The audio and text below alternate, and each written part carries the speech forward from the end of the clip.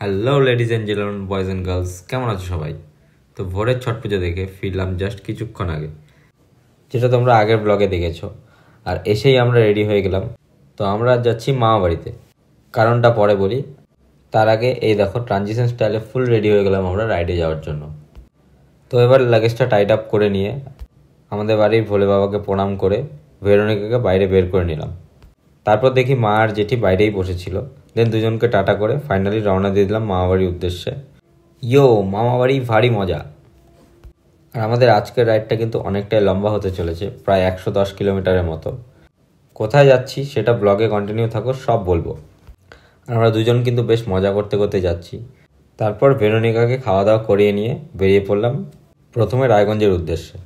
তারপর রায়গঞ্জে এসে ব্রেকফাস্ট করতে চলে আসি দেবীনগর পোস্ট অফিস মোড়ের একদম কাছে জিভে জল নামে এই মিনি রেস্টুরেন্টে। মিনি রেস্টুরেন্ট নাম রাখার কারণ তোমরা দেখতেই পাচ্ছ, খুবই ছোট্ট জায়গা নিয়ে এত সুন্দর একটা সেট আপ। বিশেষ করে অ্যাকোরিয়ামটা বেশ আই ক্যাচিং। অনেক শুনেছি এখানকার ব্যাপারে।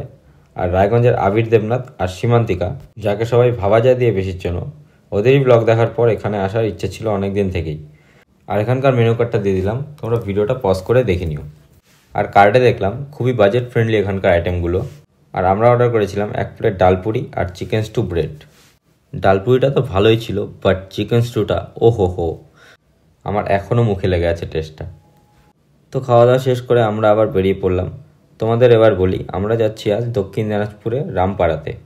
ওখানে কালী পুজোর 9 দিন পর আজ বিসর্জন হবে। আর এখানে বিসর্জন খুব বড় করে করা হয় আর দারুণ মজা হয়। আমি প্রতি বছর কালী পুজোতে ওখানেই থাকি। গত 2 বছর যাওয়া হয়নি, তাই ভাবলাম এবার অন্তত মিস করা যাবে না। আর এই দেখো গল্প করতে করতে নজর পড়লো মা মটরকালী বাড়ির মন্দিরের দিকে। জয় মা মটরকালী। তারপর চলে আসলাম কালিয়াগঞ্জে। আর এখানে দেখো, এটা হলো কালিয়াগঞ্জের খুবই নামকরা আর জাগ্রত মা বয়রা কালীর মন্দির। তো আমরা এখান থেকে সোজা চলতে থাকি। আর এই দিককার রাস্তাগুলো আমার কী যে ভালো লাগে কি বলবো। কালিয়াগঞ্জ পার করার পর থেকে বেশিরভাগ রাস্তাটাই এত সুন্দর, দু সাইড থেকে গাছগুলো এত সুন্দরভাবে কভার করে রেখেছে রাস্তাটা, মনে হচ্ছে যেন কোনো টানেলের ভেতর দিয়ে যাচ্ছি। তো এবার বুনিয়াদপুর চৌরাস্তা থেকে বাদিক নিয়ে নিলাম। আর এবার 5 কিলোমিটার আরও এগিয়ে গিয়ে ডিটলহাট থেকে ঢুকে গেলাম নালাগোলা লাইনে। এবার এখান থেকে প্রায় 7 কিলোমিটার সোজা গিয়ে বাবলাতলা থেকে ঢুকে পড়লাম রামপাড়ায়। তারপর ফাইনালি চলে আসি আমার ছোটো মামা বাড়িতে। আর ঢুকতেই কিন্তু দেখা হয়ে যায় আমার 2 ভাগ্নির সাথে।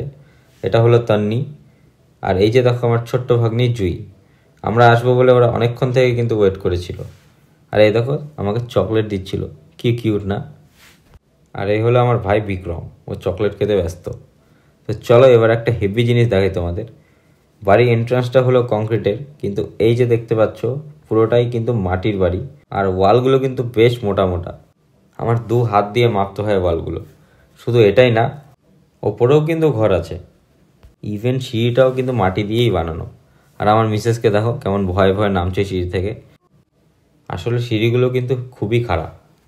আর এদিকে দেখো মাটির ঘর হলে কি হবে, ঘরে কিন্তু আবার এসিও লাগানো আছে। তো যাই হোক, এবার আমরা চলে আসি বড় মামার বাড়িতে। এ হলো আমার ভাই বুবুন, আর এদিকে বড় মামি আর বিপা বুনু মিলে রেডি করছিল সবার লাঞ্চ। তো খাওয়া দাওয়া শেষ করে সব ভাই বোনরা মিলে বেশ একটা জমিয়ে আড্ডা আর ভূতের গল্প শুরু করে দিলাম।